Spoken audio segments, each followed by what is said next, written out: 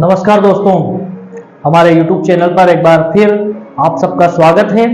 और आज हम आपके बीच में है एक नए विषय को लेकर, क्योंकि आपने देखा है पदवृद्धि, धरती काउंसलिंग वर्ग 1, 2, 3 और 51,000 की मांग को लेकर लगातार हमारा चैनल आपके बीच में वीडियो लेके आ रहा है। लेकिन इन दिनों एक नई चर्चा चली हुई है और वो चर्चा है अतिथि शिक्षकों के नियमितीकरण की।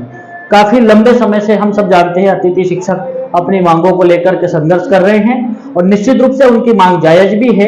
लेकिन ऐसे में कयास लगाया जा रहा है कि किन अतिथि शिक्षकों को नियमितीकरण में शामिल किया जा सकता है। अभी सरकार की तरफ से ऐसा कोई ड्राफ्ट तैयार नहीं है। कई लोग अपने अपने हिसाब से, कई यूट्यूबर अपने अपने हिसाब से अपनी ढपली, अपना राग अलापने में लगे हुए हैं। लेकिन जितना मैंने, क्योंकि मैं 2007 से भी मैंने भी काम किया है अतिथि शिक्षक के पद पर, तो वर्तमान में जो सरकार है जो फीडबैक लेना चाहती है, तो मुझे जो लग रहा है मैं उसका एनालिसिस आपको करके बता रहा हूं कि कौन कौन से अतिथि शिक्षकों को सरकार नियमित करेगी और उनके पैरामीटर क्या हो सकते हैं। क्योंकि ये अनुमान है, सरकार ने अभी इस तरह से कोई ड्राफ्ट जारी नहीं किया है। उन्होंने बात जरूर कही है कि अतिथियों के साथ न्याय करेंगे, जो बेहतर होगा वो करेंगे। माननीय मुख्यमंत्री जी बार बार कह रहे हैं। तो मुझे जो समझ में आ रहा है इसकी जो 3-4 कंडीशन हो सकती है, उसमें पहली कंडीशन ये हो सकती है अतिथियों के लिए कि ऐसे अतिथि जिन्होंने 3 वर्ष कार्य किया हो, जिसके लिए अभी ये कम से कम 200 दिन और 3 सत्र में उन्होंने काम किया हो। दूसरी जो शर्त इस पर लागू होती है वो ये है कि ऐसे अतिथि जो उस पद के अनुरूप योग्यता निर्धारित करते हैं या योग्यता धारित करते हैं या योग्यता रखते हैं। मान लो कि माध्यमिक शिक्षक के पद पर अगर अतिथि को नियमितीकरण में शामिल किया जाएगा, तो उस अतिथि को माध्यमिक शिक्षक के बराबर जो माध्यमिक शिक्षक के लिए योग्यता है वे सारे के सारे रूल्स एंड रेगुलेशंस यहां पर भी फॉलो किए जाएंगे। जैसे कि डीएड बीएड कंपलसरी होगा, वही जो 3 शर्तें होती है, प्रारंभिक शिक्षा में 1 वर्षीय डिप्लोमा, 50% अंकों के साथ में स्नातक, किसी भी मान्यता प्राप्त संस्था से 2 वर्षीय प्रारंभिक शिक्षा में 2 वर्षीय डिप्लोमा, द्वितीय श्रेणी, और एक और जो कंडीशन वो अप्लाई करते हैं।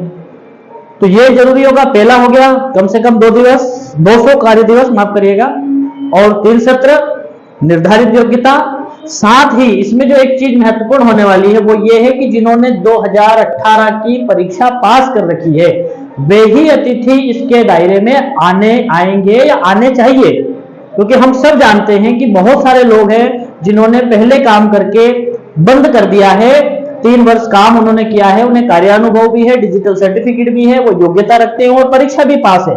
तो जो पहला चरण हो सरकार की तरफ से वो यही होगा कि जो कम से कम 200 दिवस, 3 सत्र, निर्धारित जो योग्यता है बीएड बीएड और स्नातक, और तीसरी जो योग्यता है वो है महत्वपूर्ण कि 2018 की जो पात्रता परीक्षा है वो उत्तीर्ण है, ऐसे ही अतिथि शिक्षकों को शामिल किया जा सकेगा या किया जाना संभव लग रहा है। क्योंकि वैसे तो 70,000-75,000 लोग हैं, अब इतने पद सरकार के पास है नहीं, तो सारे लोगों को तो हो नहीं सकता है। तो नियमितीकरण के दायरे में जो सेवा शर्त और नियम दूसरे शिक्षकों के लिए, जैसे माध्यमिक शिक्षक के लिए, उच्च माध्यमिक शिक्षक के लिए लागू होते हैं, तो जिस पद पर भी उस अतिथि को शामिल किया जाएगा उसी के अनुरूप उसे भी उस योग्यता का होना आवश्यक होगा, जहां तक मुझे लगता है। क्योंकि ऐसे अतिथियों की संख्या बहुत कम है और सरकार आसानी से इस कार्य को करने के लिए राजी भी हो सकती है।